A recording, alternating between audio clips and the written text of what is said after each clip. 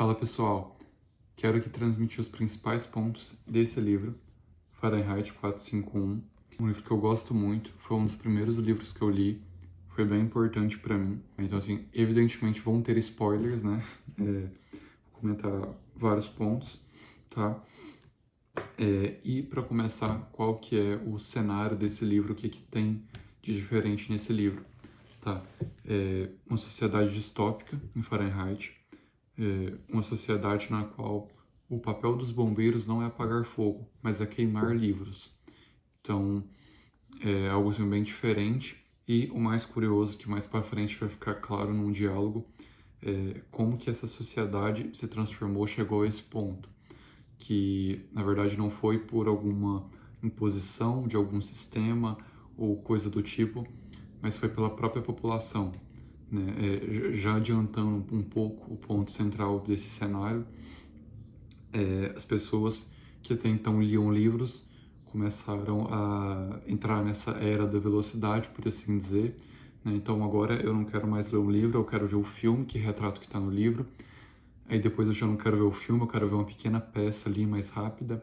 Aí depois eu já quero ver um resumo, uma síntese, e depois, né, basta algumas frases ali num jornal, e aí quando você menos espera, tá ali um clássico resumido em meia dúzia de palavras, né, e tá tudo bem, é assim mesmo, não tem que ir no livro, não tem que ir na fonte, é tudo mais rápido para a gente consumir rápido, pular para outra informação e já tá vendo outra coisa ali, porque também ler dá muito trabalho, então vamos reduzindo as coisas, né? Então, a própria população, numa busca de conforto, numa busca de prazer, foi se afastando dos livros pouco a pouco, foi, enfim, se preocupando cada vez mais com o prazer, é a única coisa que importa, né? E foram surgindo diversas tecnologias. Então, engraçado que esse livro foi escrito em 1953 e ele já previu um monte de coisas, né? Como, por exemplo, os televisores, né? Então, lá ele retrata uma série de televisores que estavam assim como se fosse nas paredes, um em cada parede dos quartos, e eram meio que televisores com os quais você tinha uma interação. Né? Então você tinha ali um papel para você exercer, o programa já era antecipado um pouco, você lia ali os papéis e você ia, né, tava ali o dia inteiro na frente desses televisores ali interagindo e falando as coisas, né? Tinha também coisa que, como se fosse um fone de ouvido, uma espécie de radioconcha que a pessoa colocava ali músicas, né, sons altíssimos e se distraía por um bom tempo. Né? Então, em todo esse cenário, pouco a pouco, as pessoas vão se distanciando do livro e nessa busca por prazer, né, no crescimento da sociedade, vamos ter outro ponto, né, dessa explicação, com o crescimento da sociedade, do mundo, vão surgindo uma série de minorias, né, e essas minorias não querem ser incomodadas, né, então tem que, cada um quer ter o seu, tem esse trecho, né, cada um quer ter o seu umbigo muito bem limpo, né. Então, se determinada minoria se incomoda com determinado livro, com determinado assunto, bem, vamos queimar esse livro. Né? Se está incomodando, não pode incomodar ninguém, não pode ter o mínimo incômodo. Então, esse livro de alguma maneira retrata algum ponto da realidade que incomoda alguém? Não, vamos queimar ele, não pode ser. Né? E aí, nesse fechar os olhos para a realidade, a própria população começa a exigir isso, a querer que os livros sejam queimados, e basicamente esse que é o cenário, tá? Então, o livro começa justamente com um personagem que se chama Montag, que é justamente um bombeiro, e no livro retrata bem, no início faz um breve comentário de como que ele tinha esse prazer em queimar, né? Então, para ele era um negócio bom, ele nasceu ali, o pai dele era assim também, o vô dele era assim, isso já era o que vinha de algumas gerações. Então, retrata esse prazer em queimar, em destruir, em pôr fogo nas coisas. Só que aí, num determinado dia, ele voltando do trabalho, ele se depara com uma moça que se chama Clarice, e a Clarice, diferente de todo mundo que ele conhecia, era uma pessoa atenta, uma pessoa presente, que estava ali de fato, né? Você vê que tinha uma pessoa ali, né? Então ele voltando, ele se depara com essa moça na rua, uma adolescente, e né, acontece uma coisa meio absurda que ela simplesmente puxa assunto com ele. Né, nessa sociedade que tá todo mundo a conversar só com a televisão, que ninguém você não enxerga pessoas, né, nos outros. Essa minha moça simplesmente começa a conversar com ele e leva ele a fazer uma série de reflexões. Então desperta assim isso nele, né? Faz ele olhar para a lua, faz ele olhar para a grama, né? Começa a questionar ele de como era a profissão dele, se os bombeiros sempre colocaram fogo, enfim, ela inicia uma série de questionamentos nele, ele começa a pensar nessas coisas, né? Até que, enfim, chega um ponto que eles se despedem, ele chega em casa e ele se depara com a sua esposa. E aí ele vê um contraste tremendo entre Clarice, que é a sua esposa, e Clarice, que é a adolescente, a vizinha ali perto, e a sua esposa, que se chama Mildred, né? Não sei se é assim que pronuncia, provavelmente não, mas tudo bem, deu para entender. E aí a esposa dele já é o extremo oposto. Então é uma pessoa que está 100% entregue a esses prazeres, a essas tecnologias, né? Um vazio imenso, né? Não tem uma presença, uma pessoa atenta ali, não, é um vazio, né? E ele chega, ela está dormindo, e ele percebe, ele se depara ali com um frasco de remédios vazio, né? Então o que aconteceu? Ela tomava remédios para dormir, e acabou que ela tomou um, esqueceu, tomou outro, foi tomando, tomou todos os remédios e estava para morrer ali na cama, né?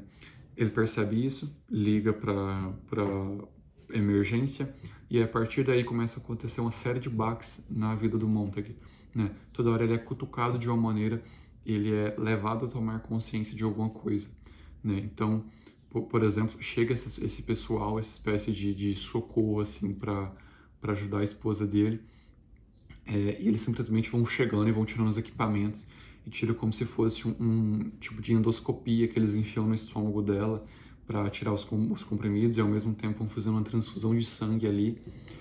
E impressiona ele, ao Montag, o fato de que para os limpadores eles não estão nem aí, né? Eles chegam e vão enfiando os equipamentos ali pronto, e vão discutindo, e vão fumando, e vão, né, como se não tivesse uma pessoa ali prestes a morrer, né? Como se fosse, sabe, um objeto que eu vou ali e, né, resolvo ali, conserto o problema ali, pronto, acabou, né? Já fiz umas 10 ocorrências dessa noite, né? Então, ele se impressiona, né, com isso, com essa falta de humanidade desses limpadores, né? E é outro ponto aí que serve como momento de consciência para ele, como vários outros que vão surgindo, né? Então, quando a esposa dele acorda mesmo, ela não se lembra de nada, ela já tá com essas radioconchas, né, no ouvido ali, escutando músicas altíssimas, ele não consegue conversar com ela, a não ser por leitura labial, então ela não abaixa o volume, ela só vai, né, gesticulando ali, né, não demora muito, já tá lá nas televisões de novo, né, com o que ela chama de família, ela começa a chamar os televisores, as pessoas que estão lá na televisão interagindo com ela, de família, né? Então já tem lá em 3, né, paredes da sala, e é para aquela ali é a vida dela, né? E aí esse é um dos baques, enfim, vai acontecendo uma série, ele continua, né, conversando com a Clarice mais alguns dias, e vai vendo esse contraste entre ela e a esposa dele, né? E aí ele volta, né, num determinado dia, vai pro trabalho e chega ali e ele já vai pro trabalho com uma postura diferente depois dessa conversa com a Clarice, né? Porque aí ele de um modo meio ingênuo, começa a fazer uns questionamentos ali no meio dos colegas dele, né? Então ele pergunta, poxa, sempre foi assim, não sei o que, ele começa a fazer esses questionamentos, e os colegas meio que ficam assim alerta, né? O capitão meio que começa a perceber que tem alguma coisa de errado ali, né? O Montag começa a estranhar a salamandra, que é como se fosse um animal meio robô, né? Um cachorro com 8 patas, assim, um bicho que meio que farejava ali os livros, e nada escapava do farejar desse animal, que encontrava os livros e punha fogo em tudo e destruía tudo. Então ele começa a ter um certo receio de se aproximar, né? E aí chega uma ocorrência de uma casa com livros, eles vão atender essa ocorrência, e ali a outra forte tomada de consciência, porque vão pôr fogo na casa, a mulher que está lá dentro não quer sair, cheia de livros lá, e ele começa a querer convencer essa mulher a sair dentro de casa, né? Então todos os bombeiros não estão nem aí, ela que é uma corrupta, que está lá com esses livros, deixa ela morrer mesmo, ela não quer sair, vai ficar lá, e ele tenta convencer ela, não consegue convencer ela, ela acaba morrendo lá queimada. Isso é um baque forte para ele, e no meio disso tudo ele pega um livro dela e esconde ali para ele. Então tem esse elemento de pegar, se arriscar, pegou um livro ali, e essa imagem fica bem forte nele, né? Porque para uma pessoa morrer ali, em meio a esses livros, não querer proteger a própria vida, poxa, deve ter alguma coisa nesses livros, né? Deve ter algo ali, né, para a pessoa se dispor a morrer, assim, né? Deve ter alguma coisa que tem ali. Não é possível que os livros sejam um negócio assim tão perigoso, né, que tira a felicidade das pessoas, não pode ser assim, né? E inicia essa reflexão nele ao ponto dele pegar e roubar um livro, né? E aí, a partir daí, ele já começa a sentir um mal-estar tremendo do que ele vinha fazendo, de queimar livros, etc. Apesar de ele não entender bem ainda as coisas, ele já sente um mal-estar e chega em casa e não quer ir trabalhar mais. Então, ele fica ali com o livro debaixo do travesseiro, não quer ir trabalhar, até o determinado ponto em que a esposa liga para o capitão dele, ou enfim, resumindo, o capitão chega na casa dele para conversar com ele, para ver o que está acontecendo, e ele faz toda a explicação de como eles chegaram a tal ponto, né, de como que os bombeiros, por que os bombeiros queimam, por que a sociedade é desse jeito, tá? É justamente aquilo que eu comecei a explicar no início. Então ele faz, um diálogo bem profundo que tem assim, que retrata isso, como que as coisas chegaram a esse ponto por causa da própria população e não por causa de uma espécie de sistema que veio e impôs a coisa, né? Então, tem esse diálogo, quais que o capitão vê o livro, enfim, tem um momento ali de bastante tensão, né? Mas não chega a ver, e no decorrer, conforme ele ia falando, Montag já ia criando dentro dele essa questão que eu nunca mais vou voltar para esse lugar, não vou voltar a fazer essas coisas, né? E aí sai o capitão e ele simplesmente arranca o livro e mostra para a esposa dele, que fica ali chocada ali com o livro e começa a falar para Kimai, meu Deus do céu, não sei o quê. Só que o Montag percebe que tem alguma coisa ali e propõe para ela para começar a ler, né? Algo até bonito no sentido de que ele percebe que tem alguma coisa de errado ali na vida que eles estão levando e ele tenta mostrar isso para ela, tenta fazer com que ela enxergue de alguma maneira, né? E aí propõe para eles lerem esse livro, começarem a ler esse livro, e se não tiver nada eles queimam mesmo e pronto, né? E ela fica bem relutante, mas começam a ler esse livro, e aí acontece o fato de que ele não entende nada do livro, né? Eles não entendem nada, e ela fala, tá vendo, não tem nada demais nisso daí, etc, vão queimar e tal, né? Só que aí ele não cede a essa pressão que ela faz de que não tem nada aí, de que né? Que não tem nada mesmo, né? Isso só vai confundir sua cabeça, vamos queimar esse negócio, não vamos se preocupar com isso, né? Não, ele não cede a isso e ele procura alguém para instruí-lo, alguém para ensinar ele a ler, né? Então ele se lembra de um professor universitário que ele encontrou em determinada ocasião, tem a impressão, né, na vez em que ele o encontrou, tem a impressão de que ele lia, que ele entendia das coisas, então ele vai atrás desse professor que se chama Faber, né? Vai à casa dele, o Faber o atende bem relutante, com medo de que ele estava ali para investigar e tal, mas o atende. E eles conversam, o Faber e o Montag chega lá com o livro, então isso é uma coisa que contribui para o Faber receber ele e explicar ali algumas coisas para ele. E num determinado momento ele entrega uma espécie de radioconcha também, pelo qual eles iam conseguir se comunicar e Faber conseguiria ir instruindo ele ali, explicando as coisas para ele, né? Ele pega esse tipo de radioconcha, põe e vai e volta conversando com o Faber, né? Sendo instruído. Até que em determinado momento ele volta para casa dele e ali se depara com uma série com duas amigas da esposa dele, numa conversa horrível, né? Então elas estão falando, ele retrata bem o tipo de pessoa vazia, que está só buscando prazer, que não quer saber de mais nada, né? Uma conversa que as pessoas não falam sobre nada em si, vão pulando de um assunto para o outro e já estão se distraindo, né? Uma série e a conversa chega a tal ponto que ele simplesmente dá um surto e começa a arrancar os livros lá e mostrar, e todo mundo fica chocado, né? E ele começa de certo modo, torturar essas mulheres,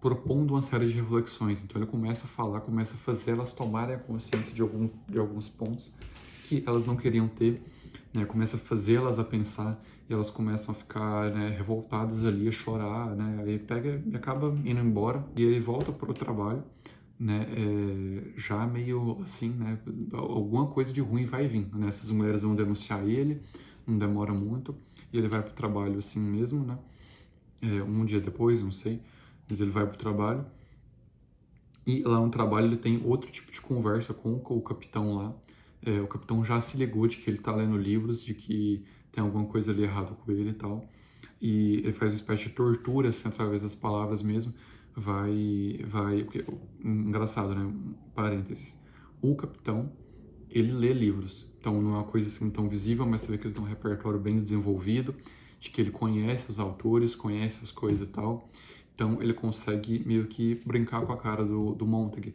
né? Então ele vai confundindo ele, jogando, né? Se Faber pegou um ponto ou outro para instruir ele, para dar alguma, clarear um pouco os pensamentos dele, o capitão dele não, ele começa a querer confundi-lo ele, isso vai estressando Montague, e enfim, aí vai indo, aí chega um ponto da conversa em que ele tá para surtar de novo, chega uma ocorrência, eles pegam essa ocorrência e vão, né, atendê-la, e a ocorrência simplesmente é na própria casa do Montague, né? Então chega, ele fica ali meio chocado, meu Deus, me descobriram, né? E aí a esposa dele, que foi quem fez a ligação, quem o dedurou, sai da casa correndo, pega um táxi, desaparece, simplesmente, não sei nem aí o que vai acontecer com essa casa, vai ser que ela sai se lamentando da casa, né? Então, poxa, as televisões vão ser queimadas, etc e tal, né? E acontece isso, e o capitão faz o próprio Monte que queime a casa, queime os livros, e quando ele tá para ser preso, ele simplesmente queima ali o capitão vivo, e queima também a salamandra que vem para tentar capturar ele, queima e inicia toda uma fuga, né? Então, todos os noticiários agora estão mostrando isso, e tem helicópteros atrás, né, que um bombeiro matou o capitão, etc. Agora está fugindo, um fugitivo, todo mundo procura ele, etc. E tem bem esse, né, no livro tem bem toda essa tensão de estar sendo perseguido e correndo. Ele começa a correr atrás do Faber para ver o que ele faz. E aí, chegando na casa do Faber, ele recebe uma série de instruções ali para correr para o rio, porque lá ele não vai conseguir ser farejado pelo sabujo, né, que é a salamandra, né, aquele espécie de animal que tem que fareja, que vai atrás. E ele foge para esse rio, tem esse momento de toda a tensão do livro, ele, né, começa a reparar, né, retoma todas aquelas reflexões que a Clarice começou a despertar nele. Então ele começa a olhar para a lua, ele começa a sentir o rio, sai do rio, começa a olhar para a terra, para a planta, para os negócios tudo, e ele percebe, se dá conta de que está começando uma nova jornada, uma nova vida, de que aquela pessoa com quem ele foi já está para trás, que ele está iniciando um novo processo, né?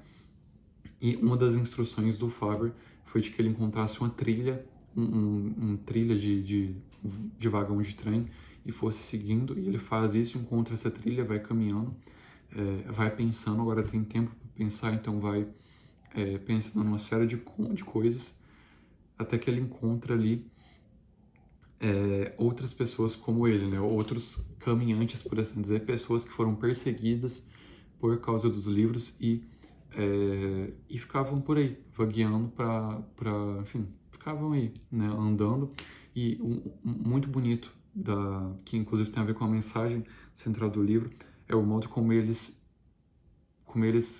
dão continuidade à tradição, né? Porque nós não podemos ter livros, nós não podemos lê-los, se a gente tiver e tentar esconder, eles vão achar, aquele bicho vai farejar, vai vir atrás.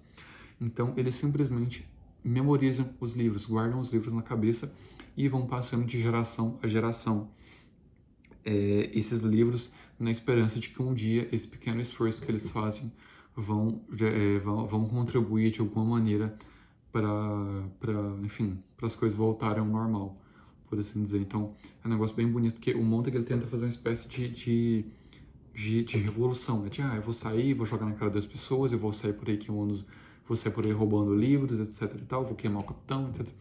E já a postura desses caminhantes lá já é completamente diferente, que eles têm a plena consciência de que eles não é por aí o caminho, né? Não é por meio das grandes revoluções que a gente vai conseguir fazer esse tipo de coisa, que a gente tem que estar fazendo o nosso, e passando de geração para geração, pouco a pouco, porque num determinado momento as pessoas vão se dar conta desse vazio, as pessoas vão perceber que tem alguma coisa de errado, e elas mesmas, cada uma a seu tempo, vai vir procurando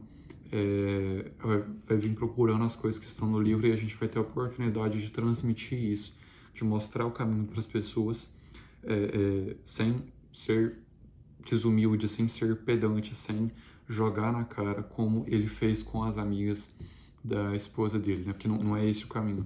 Que até 2, 3 dias atrás ele estava justamente no mesmo barco.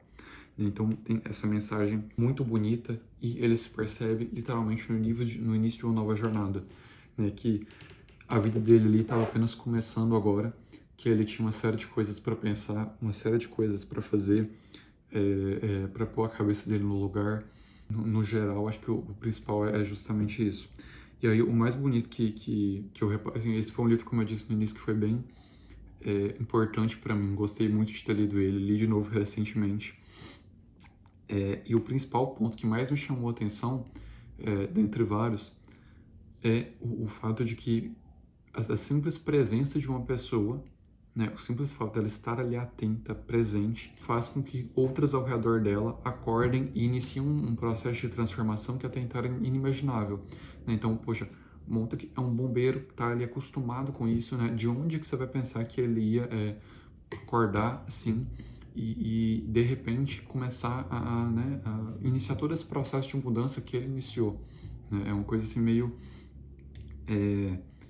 inimaginável, mas que acontece justamente a partir daquele encontro com Clarice, que era uma pessoa presente, atenta, que tinha ali uma família que de algum modo tentava preservar essa tradição, né, que destoava completamente da esposa dele, que era uma pessoa vazia, desatenta.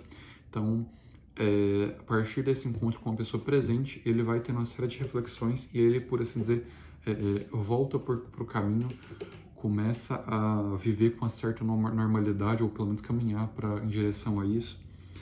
E é uma mensagem muito bonita que, inclusive, tem um pouco a ver, eu estava pensando com aquele filme, né, Felicidade Não Se Compra, né, de que como que a vida de uma pessoa, né, bem vivida, toca a vida de inúmeras outras, e é justamente isso que a gente vê na relação da Clarice com o Montague, né. Então, basicamente é isso. Queria fazer aqui a exposição dos principais pontos. Como comentei, uma exposição bem superficial por cima. Tem vários detalhes muito interessantes que eu gostei muito, mas não dá para comentar aqui, que é um vídeo curto, tá? Então, eu vou deixar como uma espécie de aprofundamento nesse livro, nos principais pontos, de modo mais detalhado, bem melhor do que eu estou trazendo aqui. Eu vou deixar na descrição um vídeo do Instituto Borborema, do professor Caio, que ele aprofunda vários pontos do livro, que dá para fazer esse aprofundamento, que geralmente vale a pena. Se você não leu um livro que vale a pena, inclusive eu dei muitos spoilers, mas eu avisei que ia dar, mas se você não leu, vale a pena ler o livro sim. Vou deixar também o link na descrição, e vou deixar esse livro como esse vídeo como referência para estar se aprofundando, que realmente vale a pena, é muito atual, dá para tirar vários propósitos bem práticos, dá para, enfim, entender muita coisa do que está se passando por aí, tá? Então, é isso. Se vocês, quem chegar a assistir, quiser que comente algum ponto com mais detalhes, ou tiver outra ideia de livros, de filmes a ser abordado aqui, fazer essa espécie de exposição, só deixar nos comentários. E é isso.